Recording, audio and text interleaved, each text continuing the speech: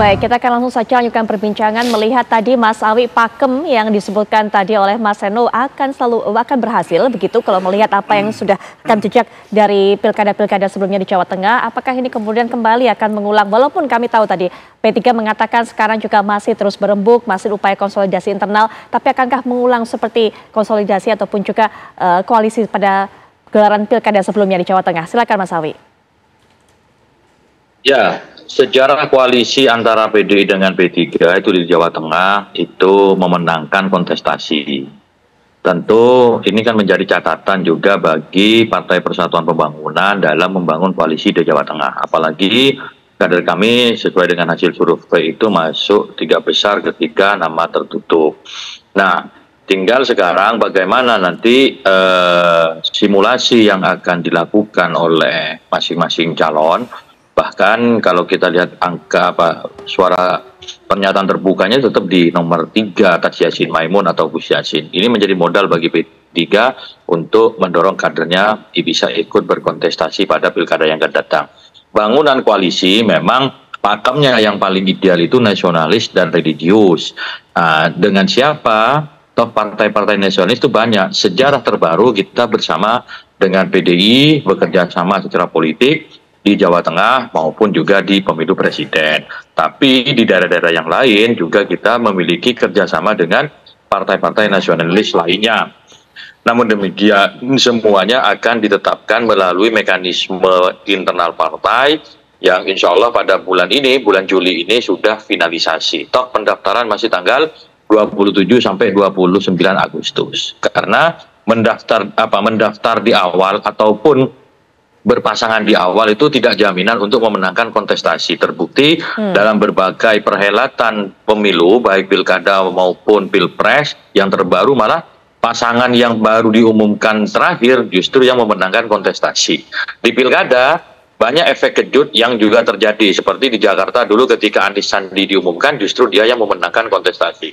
Semua tergantung mesin politik, semua tergantung dengan mesin partai politik, semua tergantung dengan mesin relawan dalam mendulang suara untuk memenangkan pasangan calon. Dan untuk P3 sudah jelas basisnya itu kalau kita lihat dengan 6 kursi P3 tersebar di sejumlah dapil dengan basis-basis pondok pesantren, dan apalagi di 5 besar itu ada kader P3 yang top of mind-nya bagus, bahkan pertanyaan tertutup pun luar biasa masih tetap di 3 besar konsisten.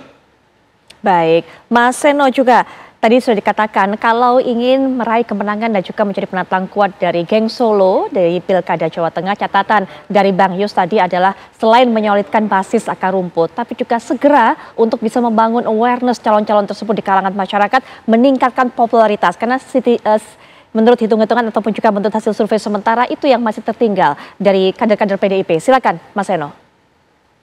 Ya, terima kasih Mbak Putri. Jadi memang saya sepakat dengan Mas Awi tadi bahwa kalau di pemilu itu belum tentu siapa cepat dia dapat. Bisa jadi juga siapa cepat atau siapa yang terakhir dia dapat juga sangat mungkin. Logikanya bisa bervariasi tergantung situasinya. Tapi hari ini yang kami lakukan tentu adalah tahapan kami berada pada situasi pendalaman analisa, simulasi nama dan paslon, serta mempersiapkan konsolidasi mesin politik partai bersama seluruh 3 pilar kekuatan partai. Itu yang kami lakukan hari ini.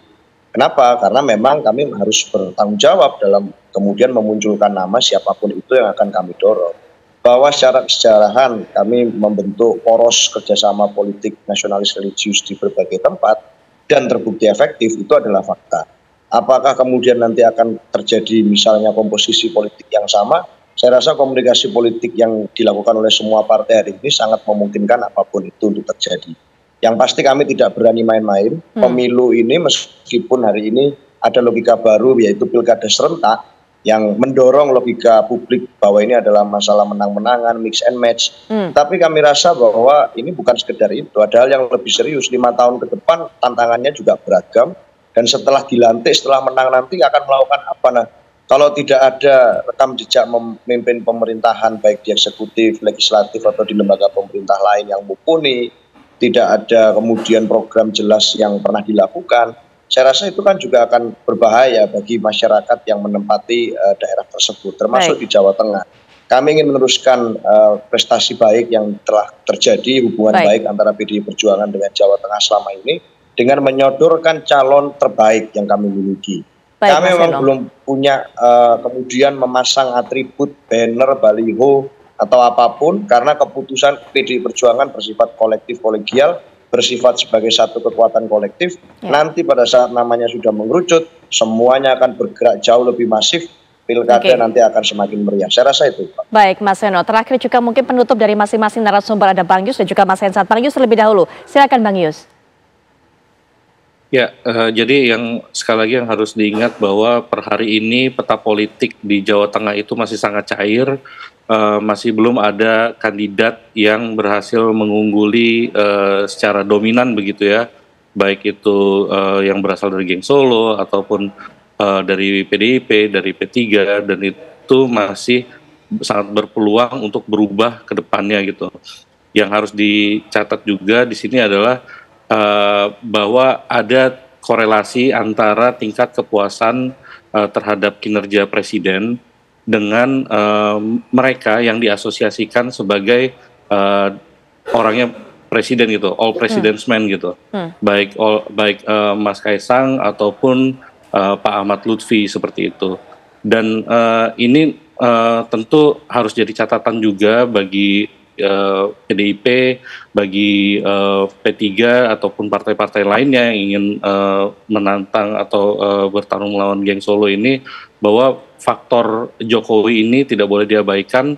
Namun tadi seperti saya memberikan catatan, kalau sebelumnya kandang banteng ini bisa cukup diobrak-abrik gitu ya, di Pilpres kemarin, nanti kan Presiden sudah tidak lagi menjabat, tentu akan ada perhitungan yang berbeda gitu, mengenai seberapa kuat efek Jokowi ini terhadap kandidat yang mereka dukung. Tapi sekali lagi, peta politik Jawa Tengah masih cair, masih ada kesempatan bagi banyak calon dan dari partai-partai lain untuk terus membangun elektabilitasnya. Demikian Mbak Putri. Baik Bang Yus, terakhir Mas Hensat. Ya, sebetulnya justru menarik adalah bagaimana quote and quote ya, persaingan antara Pak Jokowi dengan Pak Prabowo, khusus di Jawa Tengah. Di Jawa Tengah tadi ada dua nama yang memang kuat dan dekat dengan Pak Jokowi, Pak Ahmad Lutfi dan Kaisang tentunya. Tapi di sisi yang lain Pak Prabowo juga punya nama kuat, yaitu Pak Sudaryono. Dan kalau tiga nama ini muncul, akan sulit sekali nih buat dipasangkan, karena Pak Lutfi apakah mungkin berpasangan dengan Pak Sudaryono, sementara Pak Daryono desas-desusnya memang disiapkan oleh Prabowo Subianto maju sebagai calon gubernur. Nah, ini akan menarik sekali dilihat kira-kira siapa yang kemudian akan didorong oleh rezim. Apakah sementara ini jagonya Pak Jokowi atau Geng Solo, atau mempersilahkan Pak Prabowo jagoannya menantang jagoan PDI Perjuangan. Hal ini sama juga dengan yang terjadi di Jawa Barat dan Jakarta gitu misalnya. Ada keinginan dari Gerindra untuk mendorong Ridwan Kamil ke Jakarta, sementara Golkar itu inginnya Ridwan Kamil menjaga Jawa Barat gitu ya. Sementara Pak Jokowi juga belum menentukan kira-kira siapa jagonya yang akan dimunculkan di Jakarta. Makanya kita geser sedikit, mungkin juga ada jalan ketiga yang diambil di Jakarta. Tidak Ridwan Kamil, tidak Anies Baswedan, tapi ada nama-nama baru yang masuk di Jakarta. Nah, ini sama juga, kita bisa lihat nanti di Jawa Tengah, kira-kira akan condong kemana rezim, ke Pak Jokowi atau ke Pak Prabowo. Walaupun pendaftaran dikuasai oleh Pak Jokowi karena masih presiden, tapi nanti pas pencoblosan Pak Prabowo yang jadi presiden. Nah, ini kita lihatlah nanti bagaimana Jawa Tengah. Baik, menarik sekali. Tapi terima kasih Mas Hensat, terima kasih Bang Yus, terima kasih Mas Alwi, terima kasih Mas Seno juga, terima kasih sudah meluangkan waktu untuk bisa berbincang dalam Apa Kabar Indonesia Malam kali ini.